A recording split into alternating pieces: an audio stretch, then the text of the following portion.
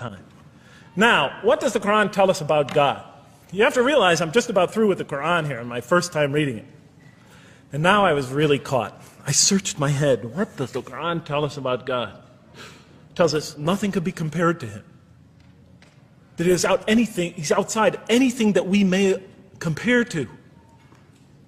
That our definitions do not encompass him. That our reason cannot comprehend him. That he is transcendent and we are finite. That he is immortal, he transcends time and space and we are bound by it. That he is immortal, we are mortal. He is uncorporeal, we are corporeal. That we have no way of comparing ourselves to him. Nothing could be compared to him. I thought, oh my God, I'm so close and yet so far. Because I'll never understand the essential link between us and God and why these three things fit into place. Because the Quran tells us that we could never really quite understand God. Or at least that's the way I thought. And so I put down the Quran when I had finished it. And much to my dismay, I was honestly disappointed because I thought the author made a brilliant try. But he never quite made it. And so I was sitting in front of, about 3-4 weeks later, I was sitting in Diamond Heights in my apartment watching a football game, I think it was. And you know, sometimes things just slip into your minds when you least expect them. And I'm sitting there watching it, and all of a sudden into my mind came a thought. And I said, wait a minute. The Quran does tell us so much about God. It tells us again and again and again, but somehow I just missed it.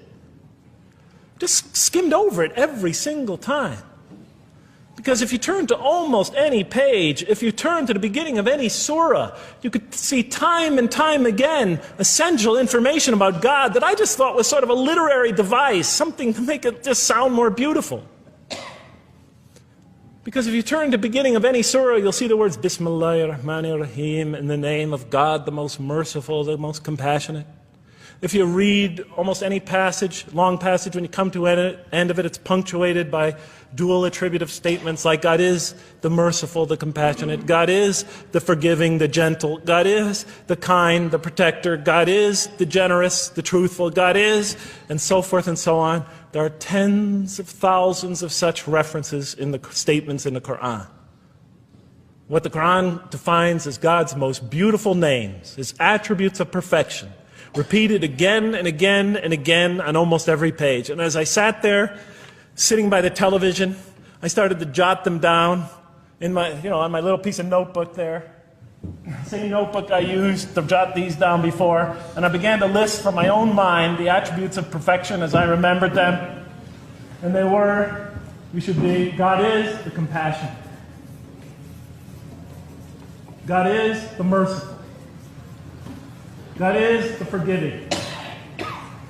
God is the just, the protector, the defender of the oppressed and the weak, the knowing, the wise, the generous, the kind, the truthful, the loving, the peaceful, the source of all peace, the truth, and so forth and so on. Every item I had listed in my list for the qualities that we human beings are supposed to develop, the Quran was telling me had its infinite source and perfection in Allah, in God. And then all of a sudden all the pieces fell together. Then I suddenly saw it, as I see most of you probably see as well. That now, suddenly it all began to make sense to me. In what way do I say that? Well, it was now obvious why we had to develop these qualities. It was now obvious how these things on the floor here fell into place. And I'll just say it clearly. We're here to develop a relationship with God, to become closer to God. But how can you become closer to God when he's transcendent and you're finite, when he's immortal and you're immortal, vice versa? When he's immortal and you're mortal, when he's unbound, fettered by time and space, and you are, and so forth and so on. How can you become close to that one? If I want to become close to you, I need to have something to share with you, something that we have in common. So for example, if I want to come close to this young man here physically, I'll approach him because we both have bodies and I can position my body closer to him. Physical presence, bodily presence is something we both share. If I want to become closer to that gentleman back there, if I want to become closer to him intellectually, I'll reason with him so we will have a convergence of minds because we both possess reason.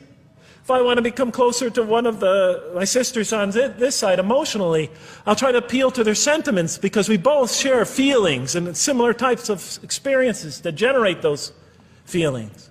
But how does one become closer to God? What do we share with Him? We share with Him exactly what He gave us. Because the Quran tells us that when we came into this life, He breathes into our spirit something of His Spirit. And that we come into this world with the seed of these very qualities within us. And we could either kill them, stunt them as the Quran says, or cause them to grow. And when we grow in these, we grow in our ability not just to experience tremendous beauty in life through all this, but we grow in our ability to receive and experience the infinite beauty, the infinite peace, the infinite truth, the infinite compassion, the infinite mercy, the infinite, etc., all the way down the list, that only comes from the infinite perfect source of all these. The more we grow in mercy, the more we grow in our ability to receive and experience in this life and in the next, to an infinitely greater degree, the mercy of God. The more we grow in compassion, the more we grow in our ability to receive and experience God's compassion in this life, through prayer and through ritual and through contemplation and through other experience of others. And of course, infinitely more in the next life, the compassion of God. The more we grow in our truthfulness, the more we grow in our ability to experience God, the truth, because all truth comes from God. The more we grow in these things, the more we grow in our ability to receive and experience God's attributes of perfection. The more we grow in our ability to receive and experience His being. And that sort of nearness we are growing to Him is tied to our essential nature and to His. It's more than just physical nearness. It's more than just a convergence of ideas. It's more than just a convergence of feelings. It's a convergence of essential beings. It's the closest type of nearness two can feel, two can experience.